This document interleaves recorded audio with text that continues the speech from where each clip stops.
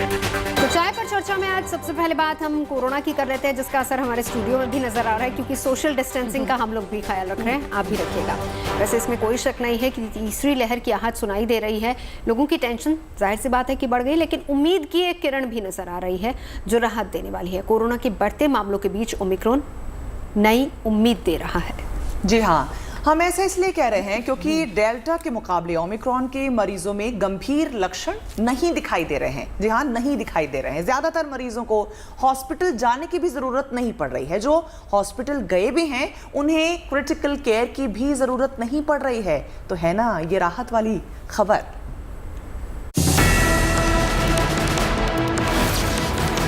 Corona के case बढ़ रहे हैं, लेकिन फिलहाल टेंशन कम है।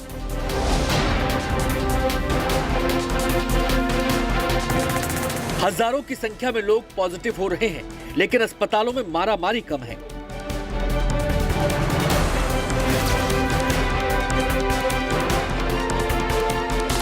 ओमिक्रॉन का प्रहार है, लेकिन ऑक्सीजन और वेंटिलेटर के लिए फिलहाल हाहाकार नहीं है।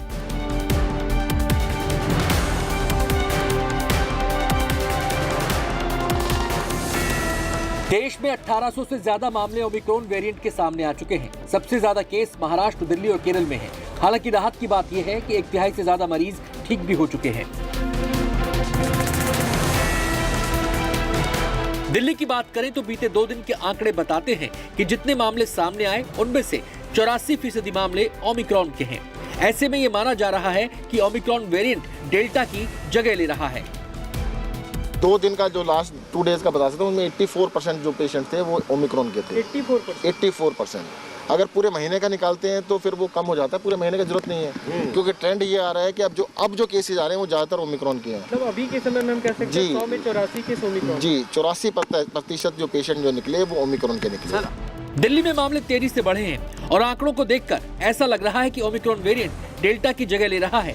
माना जा रहा है कि ओमिक्रॉन ही तीसरी लहर की वजह बन सकता है, लेकिन ओमिक्रॉन को लेकर अभी तक जो अनुभव है वो टेंशन बढ़ाने वाला नहीं बल्कि उम्मीद बढ़ाने वाला है, क्योंकि ओमिक्रॉन मरीजों में फिलहाल गंभीर लक्षण दिखाई नहीं दे रहे। दिल्ली के अंदर पिछले 10-15 दिन से केसेस काफ़ी बढ़ रहे हैं। जब से ओमिक्रॉन आया है काफ़ी तेज़ी से बढ़ रहे हैं, परंतु संतोष की बात यह है कि लोग बड़े नॉर्मल से लक्षण हैं, बहुत ही कम बीमार हो रहे हैं। हॉस्पिटलाइजेशन की बहुत कम ज़रूरत पड़ रही है। पिछली बार जब इतने लोग पेशेंट होते थे बीमार तो बहुत बड़ी संख्या में लोग हॉस्पिटल में होते थे। दिल्ली में एक दिन में कोरोना के नए मामलों की संख्या 4000 को पार कर चुकी है, लेकिन इस बार अस्पतालों में भर्तियां उस तादाद में नहीं हो रही, जबकि दूसरी लहर के दौरान इतनी ही संख्या में एक्टिव केस होने पर 1,500 से 2,000 मरीज अस्पताल में भर्ती थे। एक्सपर्ट्स भी मानते हैं कि ओमिक्रॉन डेल्टा जितना घातक नहीं है। ओमिक्रॉन पीड़ितों को अस्पताल में भर्ती की नौबत नहीं आ रही। अगर रिपोर्ट कर रहे हैं तो इनकी टेस्टिंग करने पे पता चलता है कि इनको कोविड है। अब वो तो जीनोम सीक्वेंसिंग से पता चलेगा कि ये ओमिक्रॉन है कि नहीं है ना। पर ज़्यादातर केसेस जैसे कि हमारी सरकार ने भी बताया, अप टू 75 to 80% जितने भी केसेस आ रहे हैं वो सारे ओमिक्रॉन है। तो जितने भी केसेस हैं सब माइल्ड केसेस हैं, कोई इतने सिवियर नहीं है जिनको ऑक्सीजन की ज़रूरत पड़ रही है। 1-2 एडमिशन्स ही हैं जिनको, वो भी वैसे हैं जिनको कोमॉर्बिड कुछ ना कुछ बीमारियां हैं। राहत की एक और तस्वीर आपको दिखाते हैं। दिल्ली में LNJP अस्पताल में सबसे पहले ओमिक्रॉन पीड़ितों की भर्ती शुरू हुई थी। यहां अब तक 100 से ज्यादा ओमिक्रॉन पीड़ित भर्ती हो चुके हैं, जिनमें से अधिकतर ठीक होकर घर जा चुके हैं। राजधानी का LNJP अस्पताल ही एकमात्र ऐसा अस्पताल था जहां पर शुरुआती तौर पर सभी दिल्ली से ओमिक्रॉन के संक्रमित मरीज यहां पर भर्ती हो रहे थे। ऐसे में साल की शुरुआत में राहत की खबर और अच्छी खबर ये है कि यहां पर भर्ती सभी मरीज यानी कि 90 से 95% से ज़्यादा मरीज ठीक होकर अपने घर जा चुके हैं। डॉक्टरों का ये भी कहना है कि 2 से 3 बच्चे भी ऐसे थे जिन्हें ओमिक्रॉन ने संक्रमित कर दिया था। उन बच्चों का भी ठीक तरह से इलाज हो चुका है और वो पूरी तरह से स्वस्थ होकर अपने घर लौट चुके हैं। राहत की एक और बात है कि दिल्ली में अभी तक किसी भी ओमिक्रॉन पीड़ित को ऑक्सीजन या क्रिटिकल केयर की जरूरत नहीं पड़ी है। पूरी तरह से तैयार हैं, थर्ड वेव के लिए पूरी तरह से तैयार हैं और हमने काफ़ी सारे ICU बेड्स का भी व्यवस्था किया है। हमारा जो ऑक्सीजन का वो है वो पहले से ही हमने 10 से 11 गुना ज़्यादा किया है। बच्चों के लिए विशेष हमने व्यवस्था की है, बच्चों के लिए भी हमने ICU बेड्स की व्यवस्था की है और हमने पूरा जो स्टाफ है डॉक्टर्स हैं, नर्सेज हैं, उनको पूरी तरह से अलर्ट पर रखा हुआ है और उनको फुली ट्रेंड किया हुआ है। देश में जिस संख्या में मामले आ रहे हैं, जितनी तेजी से मामलों में इजाफा हो रहा है, वो तीसरी लहर की आहट है। भले ही ये कहा जा रहा हो कि ओमिक्रॉन डेल्टा के मुकाबले हल्का है, भले ही वैक्सीन का दायरा लगातार बढ़ रहा है, लेकिन इस जंग को जीतना है तो सावधानी बेहद जरूरी है। इसलिए वैक्सीन के साथ 2 गज की दूरी और मास्क है जरूरी के मूल मंत्र को नहीं भूलना है। तेजश्री पुरंदरे और मिलिंद शर्मा के साथ Pankaj Jain, Delhi, good news today. तो देखिए, गुड न्यूज़ टुडे के माध्यम से हम लगातार एक ही संदेश आपको दे रहे हैं कि ओमिक्रॉन से डरिए मत, उससे सजग रहिए, सभी सावधानी का पालन करिए, मास्क और दूरी से नाता जोड़े रखिए। और ओमिक्रॉन से बचने का ये सीधा सा फॉर्मूला है, बहुत ही आसान है।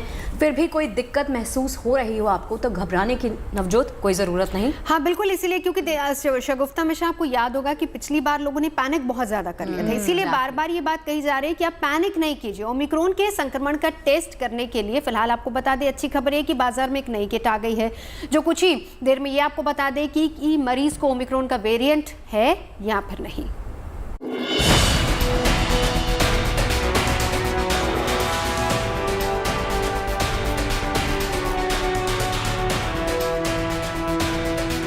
कोरोना के नए वेरिएंट ओमिक्रॉन को भले ही डेल्टा जितना घातक नहीं बताया जा रहा, लेकिन वायरस की रफ्तार पर किसी को शक नहीं है। ओमिक्रॉन के फैलने की रफ्तार पहले के वेरिएंट से बहुत तेज है, लेकिन परेशान होने की जरूरत नहीं। ओमिक्रॉन का पता लगाने के लिए बाजार में एक नई किट आ गई है जो 10 से 15 मिनट में बता देगी कि मरीज को ओमिक्रॉन है या नहीं। इस नई किट का नाम ओमिश्योर है। इसे टाटा मेडिकल ने तैयार किया है। टाटा की इस किट को ICMR की मंजूरी मिल गई है। ये किट पूरी तरह से देश में तैयार की गई है। जो RT-PCR के किट होते हैं वो टारगेटेड होते हैं डिफरेंट जीन्स के लिए, जैसे S gene, ORF genes, N genes, RDRP और जो E जीन्स होते हैं, इनको टारगेट करके RT-PCR किट बनते हैं। तो ये जो टेक्निक है ये बेसिकली जो है S जीन की जो टारगेट फेलियर स्ट्रेटजी पे बेस्ड है। तो S gene target failure strategy पे ये काम करता है। अभी ओमिक्रॉन संक्रमण के टेस्ट के लिए एक ही किट बाजार में मौजूद थी जिसे अमेरिका की कंपनी ने तैयार किया है। अब सवाल ये खड़ा होता है कि ये किट काम कैसे करेगी और ये कितनी सटीक होगी। ओमिश्योर किट से RT-PCR जैसा ही टेस्ट होगा। नाक और मुंह से सैंपल लिया जाएगा। इसके बाद 10 से 15 मिनट में जांच रिपोर्ट आ जाएगी।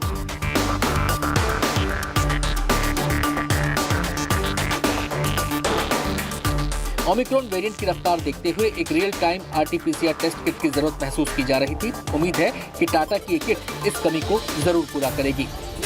मिलिंद शर्मा के साथ bureau report, good news today.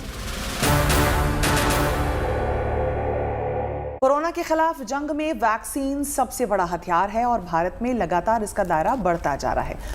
Booster dose की भी बात हो रही है। ऐसे में एक अच्छी खबर और आ रही है। टीके को लेकर एक रिसर्च हुई है जिसके नतीजे हौसले बढ़ा देने वाले हैं। और ये आपको जानना चाहिए, वैक्सीन की जो मिक्स डोज है उस पर चर्चा बहुत पहले से हो रही थी, लेकिन पहली बार किसी अस्पताल ने मिक्स डोज पर एक रिसर्च किया है और रिसर्च के नतीजे ये बताते हैं कि वैक्सीन की जुगलबंदी से कोरोना को मात देना आसान हो जाएगा।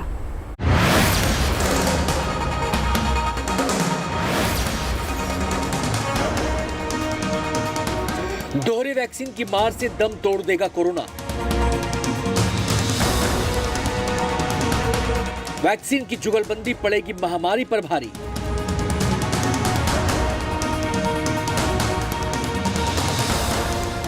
कोरोना के खिलाफ जंग में कोविशील्ड और कोवैक्सीन वो 2 सिपहसालार बनकर सामने आए हैं जिन्होंने पूरे देश को कोरोना का मुकाबला करने की ताकत दी है।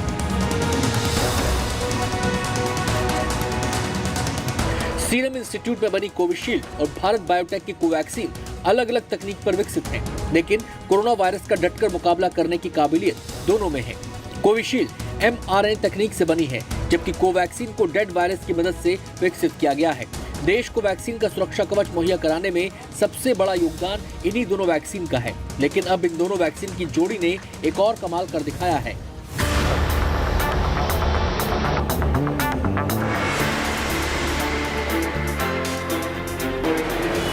जी हाँ, अभी तक एक शख्स को एक ही तरह की वैक्सीन दी जा रही थी, लेकिन अब ताज़ा रिसर्च बताती है कि एक ही शख्स को अगर कोविशील्ड और कोवैक्सीन दोनों की डोज दी जाए तो वायरस से मुकाबला करने की ताकत और बढ़ जाती है।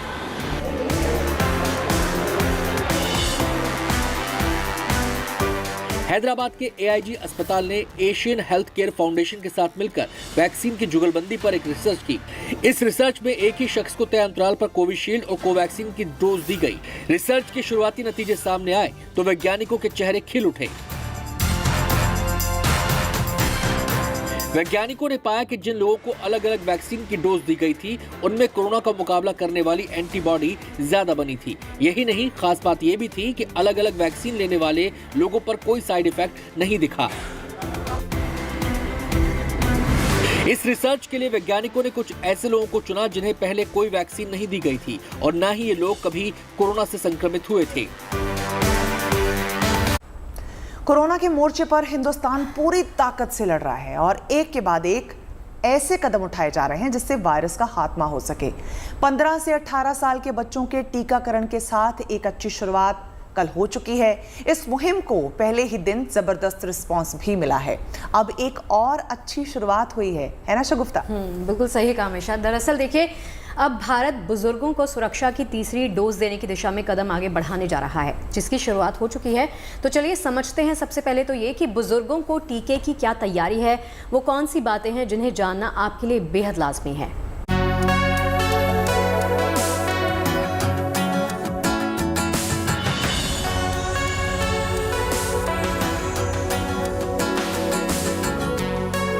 देश में 15 से 18 साल के बच्चों को सुरक्षा कवच देने की शुभ और मंगल शुरुआत हो चुकी है।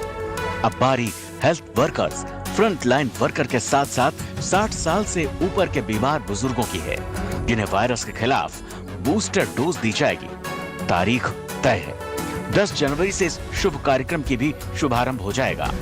60 वर्ष से ऊपर की आयु के कोमॉर्बिडिटी वाले नागरिकों को उनके डॉक्टर की सलाह पर वैक्सीन की प्रिकॉशन डोज का विकल्प उनके लिए उपलब्ध होगा।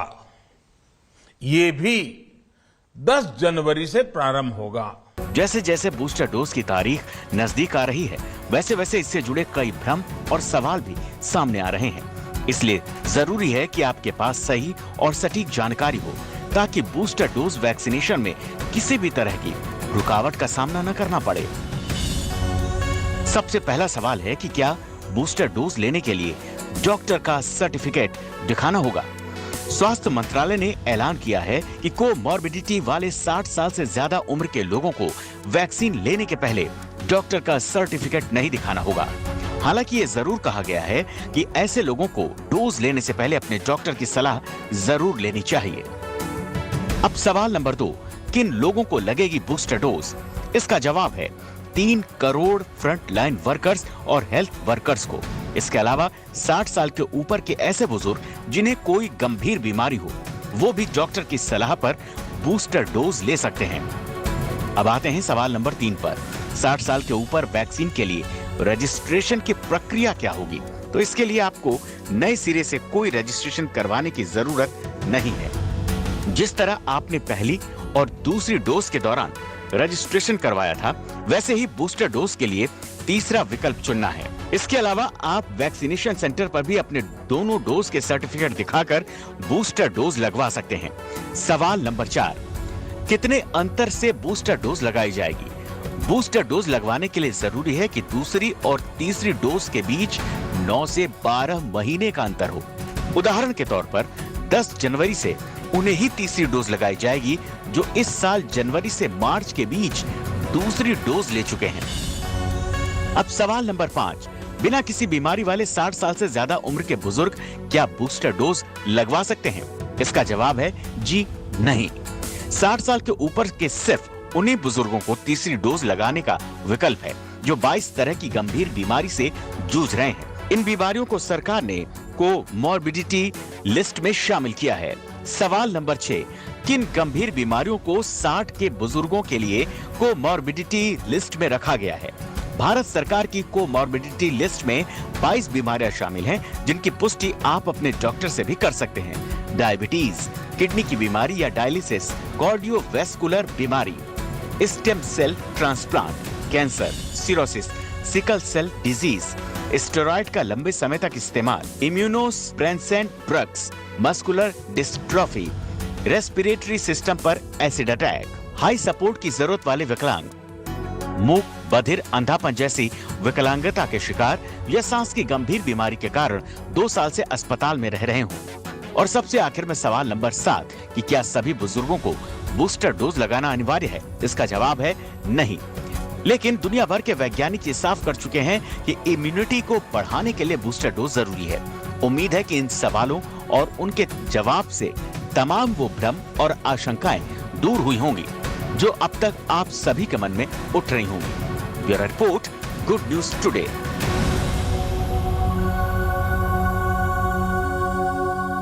तो देश में कोरोना का ग्राफ फिर से तेजी के साथ ऊपर जा रहा है, तो ऐसे में सावधानी के साथ रहना और घर से बाहर निकलना बहुत जरूरी है, जिसका जिक्र बार बार हम कर रहे हैं। केंद्र सरकार पहले ही तमाम राज्य सरकारों को निर्देश दे चुकी है कि वो स्थानीय हालात को देखकर अपनी तरफ से कदम जरूर उठाएं। जी हाँ, राज्य सरकारें भी लगातार हालात की समीक्षा कर रही हैं।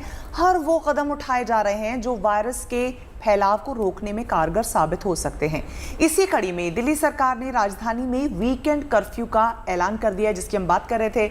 शुक्रवार रात 10 बजे से वीकेंड कर्फ्यू लागू हो जाएगा और भी कई राज्यों में कई तरह के गाइडलाइंस जारी किए गए हैं। आप ही देखिए अब किस राज्य ने कौन सी गाइडलाइंस जारी की हैं।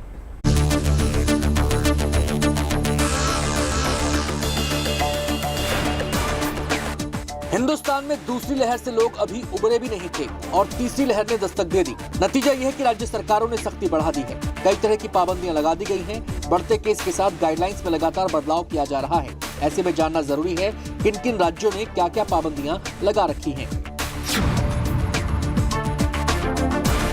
दिल्ली की केजरीवाल सरकार ने खतरे का अलार्म पहले ही बजा दिया था। अब पाबंदियां और सख्ती लगातार बढ़ाई जा रही है। राज्य में येलो अलर्ट जारी है। रात 10 बजे से सुबह 5 बजे तक नाइट कर्फ्यू है। School, college, cinema hall, gym बंद हैं। मेट्रो बसों में यात्रियों की संख्या सीमित कर दी गई है। किसी भी हालत से निपटने के लिए अस्पतालों को अलर्ट मोड में रखा गया है। टेस्टिंग, ट्रैकिंग, ट्रीटमेट, आइसोलेशन और वैक्सीनेशन पर जोर है। सख्ती कुछ ऐसी है कि सोमवार को दिल्ली में अभियान चलाया गया और कोविड प्रोटोकॉल का उल्लंघन करने वालों से एक ही दिन में 1 करोड़ रुपए से अधिक का जुर्माना वसूला गया। राहत की बात यह है कि दिल्ली में ओमिक्रॉन के जितने मामले आए हैं वो हल्के लक्षण वाले हैं, जिसका नतीजा यह है कि लोग जल्दी ठीक हो रहे हैं। परेशानी उन लोगों के लिए है जिन्हें कोई बीमारी है। महाराष्ट्र में आउट ऑफ कंट्रोल हो रहे कोरोना को कंट्रोल में करने के लिए पहरा और पाबंदियां बढ़ा दी गई हैं। मुंबई में धारा 144 के तहत प्रतिबंधों को 15 जनवरी तक बढ़ा दिया गया है। पुलिस ने समुद्री किनारों, खुले मैदानों, पार्कों या इसी तरह के सार्वजनिक स्थानों पर शाम 5 बजे से सुबह 5 बजे तक जाने पर रोक लगा दी है। शादी विवाह में लोगों की अधिकतम संख्या 50 कर दी गई है। मुंबई में कक्षा 1 से 9 तक के स्कूलों को 31 जनवरी तक बंद रखने का आदेश दिया गया है। इसके अलावा 11वीं के स्कूल भी 31 जनवरी तक बंद रहेंगे। संक्रमण की रफ्तार को देखते हुए बीएमसी ने बिल्डिंग सीलिंग के नए दिशा निर्देश जारी किए हैं। सोसाइटी के 20% फ्लैट में कोरोना मरीज पाए जाने पर बिल्डिंग को सील कर दिया जाएगा। संक्रमण के डर और शहर में लगी पाबंदियों की वजह से मुंबई में कई फिल्मों की शूटिंग प्रभावित हुई है।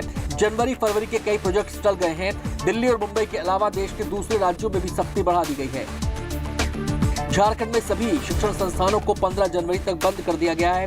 झारखंड में 15 जनवरी या अगले आदेश तक के लिए सभी stadium, park, gym, swimming pool और पर्यटक स्थलों को बंद रखने का निर्णय लिया गया है।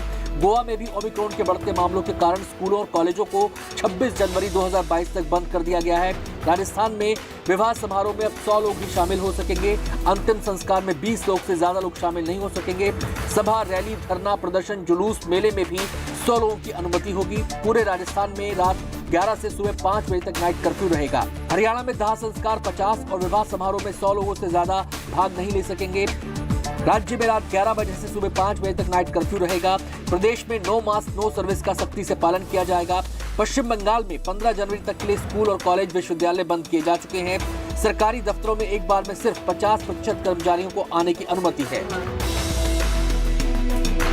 इन तमाम सख्तियों को लागू करने के पीछे मकसद वायरस के प्रसार को रोकने का है, क्योंकि 2 गज की दूरी अब भी बहुत ज्यादा जरूरी है।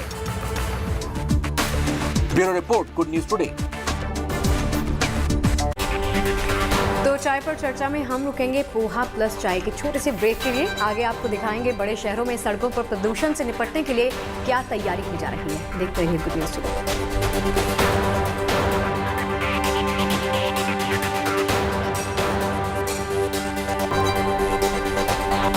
चाय पोहा वाला ब्रेक खत्म और अब वापस चर्चा की शुरुआत करते हैं। तो ब्रेक पर जाने से पहले हम बात कोरोना की कर रहे थे, लेकिन एक और खबर हम आपको बताते हैं जिस पर हम सभी को अलर्ट होने की ज़रूरत है। बड़े शहरों की खराब होती आबो हवा आज समय की सबसे बड़ी समस्या है, लेकिन अच्छी बात यह है कि इस समस्या को समझने के साथ इसके समाधान की तरफ भी हम लोग कदम आगे बढ़ा रहे हैं और कई राज्यों में इलेक्ट्रिक गाड़ियों की नीति को तेज़ी से लागू किया जा रहा है। क्यों शगुफ्ता? बिल्कुल, देखिए वायु प्रदूषण जिसको हम गंभीरता से लेने की अक्सर बातें करते हैं, उसको लेकर महाराष्ट्र सरकार ने भी जो काम इस साल के अप्रैल में करना तय किया था, मामले की गंभीरता को देखते हुए जनवरी से ही उस काम में जुट गई है। महाराष्ट्र की ईवी नीति को अप्रैल के बजाय जनवरी से ही लागू कर दिया गया है। इसका मतलब ये हुआ कि मुंबई समेत महाराष्ट्र के कई शहरों की हवा अब बदलने वाली है।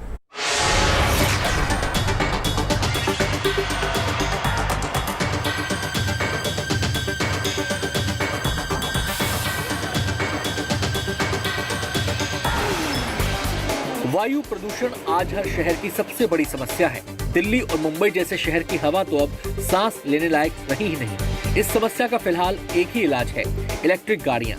इस बात को भांपते हुए महाराष्ट्र सरकार ने अपने राज्य की आबो हवा बदलने के लिए एक अहम फैसला लिया है।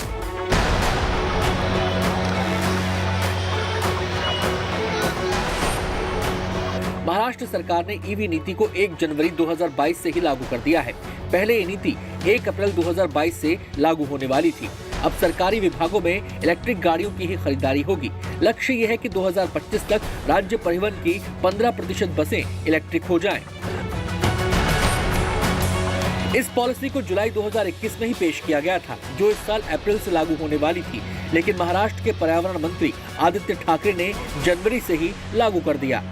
अभी जो बसेस नई खरीदी जाएगी वो बस गाड़ी इलेक्ट्रिक पे चलने वाली होगी, क्योंकि मुंबई हाईकोर्ट के फैसले के मुताबिक जो 15 साल एक बस गाड़ी की आयु समाप्त होती है तो उसे सर्विस से निकाल के रद्द किया जाता है, तो उसे चला नहीं सकते हैं। तो उसके बदले में जो नई गाड़ियाँ आएगी तो जाहिर है जो इलेक्ट्रिक पे चलने वाली ही गाड़ियाँ आएगी। बात केवल खरीदने की ही नहीं है। अब जो सरकारी विभाग अपना काम किराए की गाड़ी से करता है, वो भी इलेक्ट्रिक गाड़ियां ही किराए पर लेगा। बेस्ट की बसें मुंबई की सड़कों पर सबसे ज्यादा दौड़ती हैं, लिहाजा लक्ष्य हासिल करने की बड़ी जिम्मेदारी बेस्ट के कंधे पर ही है। फिलहाल जो बेस्ट ने अभी गाड़ियां जो खरीदी है तो कुल मिला के 386 जो बसें हैं वो इलेक्ट्रिक पे चलने वाली है। तो बड़े फख्र के साथ मैं कहना चाहूँगा कि ये बेस्ट ये ऐसी कंपनी है जो शायद पूरी देश में कोई जो सार्वजनिक परिवहन संस्था के पास में शायद इतनी बसें होगी जो इतनी बड़ी तादाद में बेस्ट के पास में है। गाड़ियों से निकलने वाले धुएं का वायु प्रदूषण में सबसे अहम रोल होता है। ऐसे में सरकार की तरफ से कदम तो उठाए ही जा रहे हैं। लोगों को भी ज्यादा से ज्यादा इलेक्ट्रिक गाड़ियों का रुख करना चाहिए ताकि हर शहर की हवा साफ हो सके। पूरा देश प्रदूषण की चपेट में है। ऐसे में सरकारें पूरी कोशिश कर रही हैं कि किसी तरह से लोगों को प्रदूषण से बचाया जाए। वहीं मुंबई और महाराष्ट्र की बात करें तो मुंबई और महाराष्ट्र भी प्रदूषण की बुरी तरीके से चपेट में है। ऐसे में अब सरकार ने एक फैसला किया है कि अब से जो भी पब्लिक ट्रांसपोर्ट वो खरीदेंगी या फिर रेंट पे लेंगी, वो सारे पब्लिक ट्रांसपोर्ट या सारे वाहन जो है वो इलेक्ट्रिसिटी से चलने वाले होंगे, जिससे प्रदूषण को बचाया जाए और लोगों की जान भी जो है वो बचाई जाए। कैमरामैन नितिन वर्ने के साथ पारस दामा, गुड न्यूज टुडे। और अब आपको वो गुड न्यूज दिखाते हैं जिसे देखकर हर हिंदुस्तानी का दिल खुश हो जाएगा। ये गुड न्यूज देश की अर्थव्यवस्था से जुड़ी है। खुशी इसलिए और बढ़ जाती है क्योंकि अर्थव्यवस्था में ये उपलब्धि कोरोना की चुनौतियों का सामना करते हुए हासिल की गई है। दरअसल देश के निर्यात ने नया कीर्तिमान बनाया है। पिछले 9 महीनों में देश ने करीब 300 अरब डॉलर का निर्यात किया है और यही रफ्तार बनी रही तो मौजूदा वित्त वर्ष के आखिर तक भारत का निर्यात 400 अरब डॉलर के बेंचमार्क को छू लेगा। तीसरी लहर के मुहाने पर खड़े देश के लिए एक बहुत बड़ी गुड न्यूज है। दिसंबर 2020 में 27 अरब डॉलर, दिसंबर 2021 में 37 अरब डॉलर। ये भारत के 12 महीने का निर्यात का आंकड़ा है, जिसमें 10 अरब डॉलर की बढ़त दर्ज की गई, यानी 37% की बढ़त। 12 महीने में भारत ने नया इतिहास लिख दिया है। और यही नहीं, निर्यात की इस नई ऊंचाई के कुछ और आंकड़े भी देख लीजिए। 9 महीने में 300 अरब डॉलर का निर्यात, साल के अंत तक 400 अरब डॉलर का टारगेट। आपदा में अवसर का ये वो नमूना है जो बताता है कि कोरोना संकट के सामने भारत की अर्थव्यवस्था चट्टान की तरह खड़ी है। हम आपको बताएंगे भारत के नए निर्यात रिकॉर्ड के पीछे की पूरी इनसाइड स्टोरी, लेकिन उससे पहले केंद्रीय मंत्री पीयूष गोयल को सुन लीजिए। हमारे भारत के उद्योग जगत और निर्यातकों में इतनी सहन शक्ति, और आज के दिन ऐसी एक संकल्प लिया है उन्होंने 400 बिलियन का, कि हम पूरे प्रयत्न में लगे हैं और हमारा विश्वास अटूट है कि हम 400 बिलियन पार करेंगे। दिसंबर 2021 में देश का एक्सपोर्ट 37% बढ़कर 37.29 अरब डॉलर पर पहुंच गया। ये किसी एक महीने में निर्यात का सबसे ऊंचा आंकड़ा है। कॉमर्स मिनिस्ट्री की तरफ से जारी आंकड़ों के मुताबिक अप्रैल दिसंबर 2021 में भारत ने करीब 299 अरब डॉलर निर्यात किया, जो अप्रैल दिसंबर 2020 में करीब 201 अरब डॉलर से 48.85% ज्यादा है। अप्रैल दिसंबर 2019 में यह आंकड़ा 238 अरब डॉलर के करीब था। इससे तुलना करने पर यह 25.8 की बढ़ोतरी है। मुश्किल वक्त में भारत की इस उपलब्धि की कई वजह हैं। वित्त वर्ष 2022 की आखिरी तिमाही में एक जिला एक निर्यात योजना, अफ्रीकी देशों में प्रोजेक्ट एक्सपोर्ट को बढ़ाना और ट्रेड इंफ्रास्ट्रक्चर प्लान वाले कदमों का रिजल्ट अच्छा रहा। निर्यात का यह आंकड़ा अर्थव्यवस्था के मजबूत और टिकाऊ रखने की गारंटी वाला आंकड़ा है। कोरोना काल में चुनौतियां तो बढ़ी ही, लेकिन इस बीच ग्लोबल डिमांड भी बढ़ा, जिसका फायदा अर्थव्यवस्था के हर एक सेक्टर को हुआ। दिसंबर 2021 में इंजीनियरिंग गुड्स के निर्यात में 37%, जेम्स एंड ज्वेलरी के निर्यात में 16%, रेडीमेड गारमेंट्स के निर्यात में 22% और इलेक्ट्रॉनिक्स के सामानों के निर्यात में 33% का इजाफा हुआ है। निर्यात की ये रफ्तार बनी रही तो टारगेट 400 अरब डॉलर को हासिल करना बहुत मुश्किल नहीं है, लेकिन शर्त है कि कोरोना का साया इंडस्ट्री पर न पड़े। Bureau report, good news today. और चलिए अब आपको दिखाते हैं सीमा पर बेटियों का शौर्य। ये बेटियां बीएसएफ की शान बन चुकी हैं और शौर्य और पराक्रम का दूसरा नाम भी बन चुकी हैं। सीमा पर इनकी निगाह से बचकर कोई दुश्मन कहीं नहीं जा सकता। दिन और रात, सर्दी गर्मी हो या बरसात, हर वक्त हर मौसम में ये दिलेर बेटियां देश की सुरक्षा में तैनात रहती हैं। जल, जंगल और ज़मीन सबकी निगहबानी ये करती हैं। फ़र्ज़ के लिए इनका समर्पण जब आप देखेंगे ना, तो आप भी इनको सलाम करेंगे।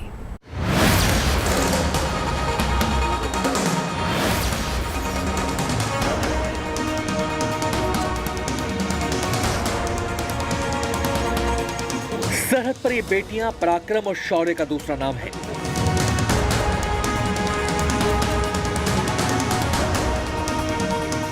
बीएसएफ की बेटियां आत्मनिर्भर भारत की पहचान है। देश की सरहदों पर बीएसएफ में महिलाओं की मौजूदगी ने दुश्मन खेमे में हाहाकार मचा रखा है। घुसपैठ हो या अवैध तस्करी की रोकथाम, देश की इन बेटियों ने दुश्मनों की नींद उड़ा दी है।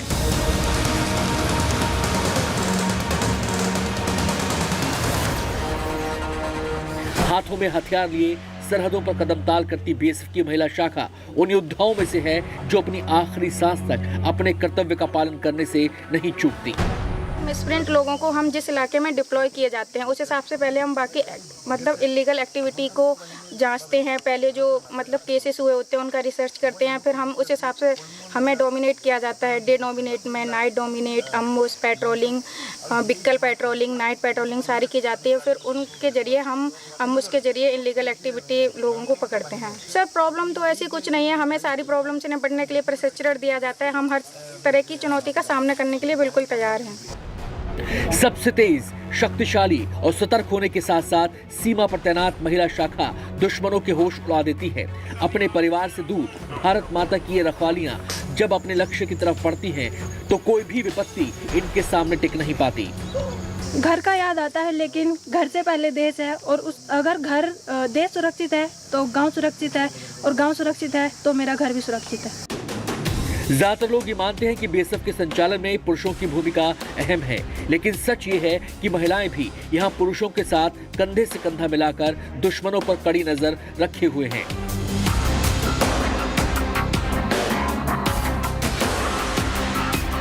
दुर्गम इलाकों में पेट्रोलिंग हो या घुसपैठ को रोकना या फिर अवैध तस्करी की रोकथाम, बीएसएफ की वीरांगनाएं अपना काम बखूबी निभा रही हैं। दिन रात एक कर देश की बेटियां दुश्मनों पर नजर टिकाए हैं ताकि दुश्मनों के नापाक मंसूबे कामयाब न हो सके।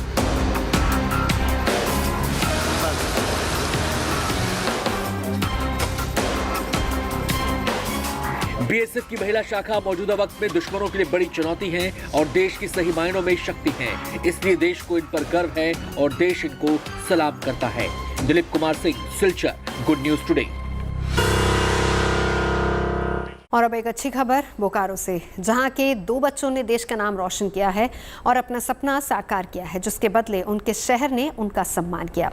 सोनाली और रोहित, ये दोनों बच्चे काठमांडू से आए हैं देश के लिए गोल्ड मेडल और सिल्वर मेडल लेकर।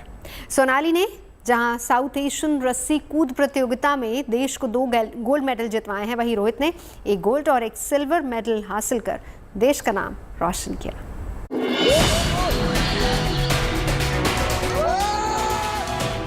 नए साल पर नेपाल की राजधानी काठमांडू से देश के लिए सोना चांदी आया है।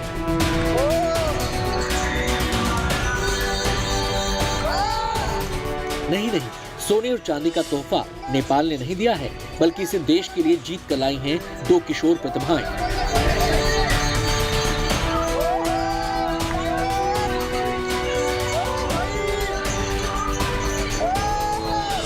काठमांडू में साउथ एशियन रस्सी कूद प्रतियोगिता में बोकारो की सोनाली और राहुल ने कमाल कर दिया। अंडर 19 बालिका वर्ग में जहां सोनाली ने 2 गोल्ड मेडल देश के नाम किए, वहीं अंडर 17 बालक वर्ग में रोहित कुमार ने 1 गोल्ड और 1 सिल्वर मेडल जीतकर देश का नाम रोशन किया। प्रोत्साहन के लिए प्रतिभा का सम्मान जरूरी है, इसलिए जीतकर आई इन प्रतिभाओं को बोकारो के MGM हायर सेकेंडरी स्कूल में एक सम्मान समारोह में माला पहनाकर और बुके देकर सम्मानित किया गया।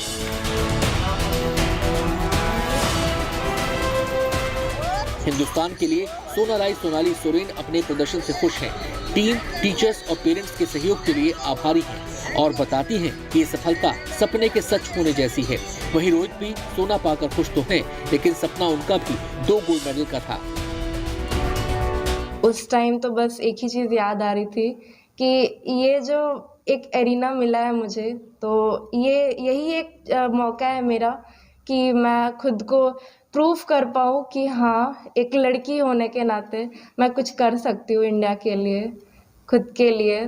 तो उस टाइम बस यही दिमाग में चल रहा था कि मुझे ये चीज़ जीतनी है और अपने भारत का नाम रोशन करना। अगले बार और मौका मिलेगा, उसके लिए और प्रैक्टिस करके जाएंगे हम लोग। कमी जैसे यहाँ पे हम लोग अपने टीम के साथ करते हैं प्रैक्टिस, पर वहाँ जाके दिल्ली के टीम के साथ हम लोग को कोऑर्डिनेट करके करना पड़ा। तो यहाँ जो प्रैक्टिस किया वहाँ जो थोड़ा अलग था, इसलिए। साउथ एशियन रोप स्कीपिंग चैंपियनशिप में भारत, बांग्लादेश, पाकिस्तान, श्रीलंका, भूटान और नेपाल के खिलाड़ियों ने भाग लिया था। इस प्रतियोगिता में भारत का नेतृत्व झारखंड के कुल 8 प्रतिभागियों ने किया, जो सभी झारखंड के बोकारो से थे, और इन्हीं में से 2 छात्रों ने जीत का परचम लहराया और देश को सोना दिलाया। Sanjay Kumar, Bokaro, good news today. अच्छी खबर ये है कि बडगाम में मां दुर्गा की एक बहुत पुरानी प्रतिमा मिली है और ये प्रतिमा 1300 साल पुरानी बताई जा रही है। जी हाँ, ये प्रतिमा है तो छोटी, लेकिन इसके जरिए ये पता चलता है कि भारत में कला और शिल्प की कितनी समृद्ध परंपरा रही है। ये प्रतिमा पुलिस को मिली थी, जिसे अब पुरातत्व विभाग को सौंप दिया गया है। 1300 साल पुरानी देवी दुर्गा की मूर्ति कश्मीर में मिली है। काले पत्थर से बनी 6 गुना 8 इंच आकार की मूर्ति 4 परिचारकों के साथ सिंह सिंहासन पर विराजमान है। देवी दुर्गा की इस प्रतिमा की बाईं भुजा कंधे से गायब है और दाहिने हाथ में कमल है।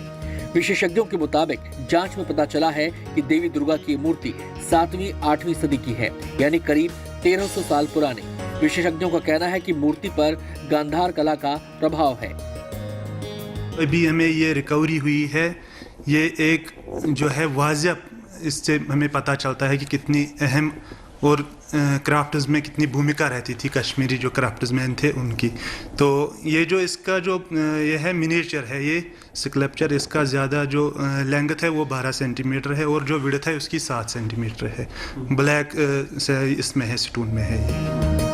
भारत की समृद्ध सांस्कृतिक और शिल्प कला का ये अद्भुत नमूना माना जा रहा है। इस प्राचीन प्रतिमा को बड़गाम से जम्मू कश्मीर पुलिस ने प्राप्त किया। बाद में पुलिस ने इसे जम्मू कश्मीर अभिलेखागार, पुरातत्व और संग्रहालय विभाग को सौंप दिया। 2021 के नवंबर महीने में ये देवी दुर्गा की प्रतिमा मिली थी। इससे पहले अगस्त के महीने में जम्मू और कश्मीर पुलिस ने देवी दुर्गा की 1200 साल पुरानी मूर्ति बरामद की थी। श्रीनगर के पांडथलेतन इलाके में झेलम नदी से ये मूर्ति मजदूरों को रेत निकालते वक्त मिली थी। Bureau report, good news today. और चलिए अब आपको लिए चलते हैं झारखंड के जमशेदपुर में, जहां पर दलमा हाथी सेंचुरी में प्रशासन ने ऐसा फैसला किया है जिससे जंगल में रहने वाले हाथियों को सुरक्षित करने के साथ पास के गांवों में रहने वाले तमाम लोगों की किस्मत ही बदल दी है। और वो कैसे हुआ है, मिशा बताएंगी। जी हाँ, वन विभाग ने प्लास्टिक पर रोक लगा दी है। अब टूरिस्ट को मिट्टी की बोतलें मिलेंगी जो गांव के कुम्हार ही तैयार करेंगे।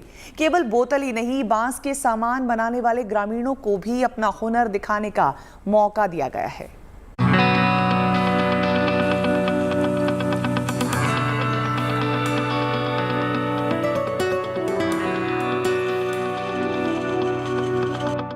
जमशेदपुर के दलमा हाथी सेंचुरी में काफी तादाद में सैलानी आते हैं। पीने के पानी के लिए अपने साथ प्लास्टिक की बोतलें भी लाते हैं। लेकिन दलमा हाथी सेंचुरी को अब नो प्लास्टिक जोन घोषित कर दिया गया है। इसका मतलब ये नहीं कि सैलानी प्यासे रहेंगे। उनको पानी अब प्लास्टिक की बोतल में नहीं बल्कि मिट्टी की इन बोतलों में मिलेगा।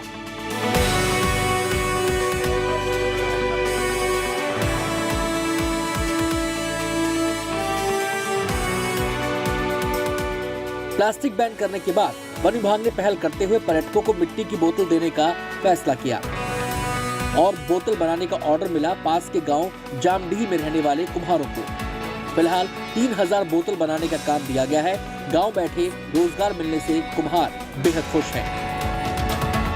ये एक नया रोजगार मिल रहा है और वो जो प्लास्टिक का बोतल में पर्यावरण का कोई ये कर रहा है, इसीलिए ये मिट्टी का बोतल लोग लेने के लिए तैयार हुआ है। 3000 का ऑर्डर मिला है। हालांकि ये फैसला बहुत पहले हो जाना चाहिए था, लेकिन देर आए दुरुस्त आए। एक बोतल की कीमत 30 रुपए रखी गई है, जो हाथी सेंचुरी के एंट्री गेट पर ही मिलेगी और सैलानियों के लिए भी ये कोई महंगा सौदा नहीं है। ये जो जंगल है हमारे लिए ही है, जितना साफ रख पाएंगे हम लोग हमारे लिए अच्छा है। तो चूंकि ऊपर अभी भी गंदगी है, बट बहुत वन विभाग ने काम किया और ऊपर साफ सफाई भी हो रहा है। तो हम लोगों को भी चाहिए कि जितना हो सके डर्ट नहीं फैलाएं और जो भी कुछ गंदगी ले जाते हैं साथ वापस ले जाएं और प्रॉपर डिस्पोज ऑफ करें। बात केवल मिट्टी की बोतल तक नहीं रुकेगी। सेंचुरी के आसपास 10 से ज्यादा गांव हैं। कोई बांस के सामान बनाने में माहिर है, कोई प्राकृतिक श्रृंगार से जुड़ी चीजों को रंग देता है। हर गांव के हुनर की पहचान होगी, फिर उसे सेंचुरी आने वाले पर्यटकों के सामने रखा जाएगा। हम लोग गंजी रखेंगे, टोपी रखेंगे और जैसे शिल्प जो है, जैसे महिला समिति कुछ जो है हस्तशिल्प से बनाया हुआ वस्तु रखेंगे, ताकि आने जाने वाला टूरिस्ट लोग यहाँ खरीदेंगे तो उनकी रोजी रोजगार बढ़ेगा। इससे कुछ बांस का भी आइटम हम लोग बना रहे हैं। बांस का टोकरी है, बांस का आपका बर्तन है, टोपी है। ये एक अच्छी पहल है। वन विभाग के फैसले ने एक साथ कई नतीजे दे दिए। इससे गांव वालों को रोजगार मिलेगा, उनके उत्पाद को एक नई पहचान मिलेगी, जंगल भी साफ सुथरा होगा और हमारे हाथी राजा भी सुरक्षित रहेंगे। Anoop Sinha, Jamshedpur, good news today. वैसे क्या खूबसूरत पहल है ना, अपनी मिट्टी से जुड़ने का क्या खूबसूरत तरीका है और प्लास्टिक से जान भी छूट जाएगी। World will be a better place. और आजकल तो हम लोग कोशिश यही कर रहे हैं कि प्लास्टिक की जगह कांच या फिर वो मिट्टी की बॉटल्स हम लोग घर पे रखें। इनफैक्ट मैंने फ्राइडे को ही चेंज किया है अपने वाटर कूलर को, प्लास्टिक वाटर कूलर को रिप्लेस करके ਘੜੇ ਦਾ ਪਾਣੀ ਪੀਣ ਦੀ ਕੋशिश हुन्ना पी ਮਿੱਟੀ ਦਾ ਘੜਾ गला खराब हो जाना ना ठंड ना हुन मैं अच्छा हमारी ये सेलिब्रिटी एंकर को ना आप इंस्टाग्राम पे चेक कीजिए और साथ ही साथ चेक कीजिए कि आपके फेवरेट सितारे क्या कर रहे हैं। कान खोलकर सुन लो, अगर मेरा 2022 भी अच्छा नहीं गया तो मैं उन सब लोगों पे केस करूंगा जो मेरे को 2022 की शुभकामनाएं देंगे। मैं तो बिल्कुल ना करूं सर, वो केस करूंगा। ये साल तो अच्छा गया नहीं। क्या लिफ्ट का एक फायदा है, क्या सीढ़ियां नहीं चढ़नी पड़ती। मुझे तो अभी भी डर लगता है कि कोई मुझसे ये ना कह दे कि पहाड़े कहाँ तक आते हैं। Guess the country. Libya. Libya. Libya. Libya, not Lipsia. What's Lipsia? Libya. No, Libya. Libya. Smart wife का सब बस गेस करो। अपनी तारीफ पहले कर लो। Nothing favorite. पीछे sir.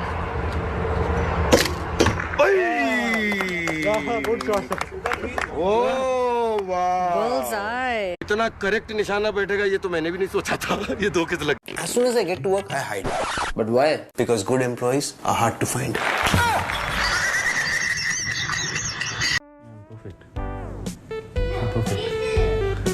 They all do it with this. चले? Why isn't it happening to you? It is. I have a perfect face. Do you think men are important? Like for what?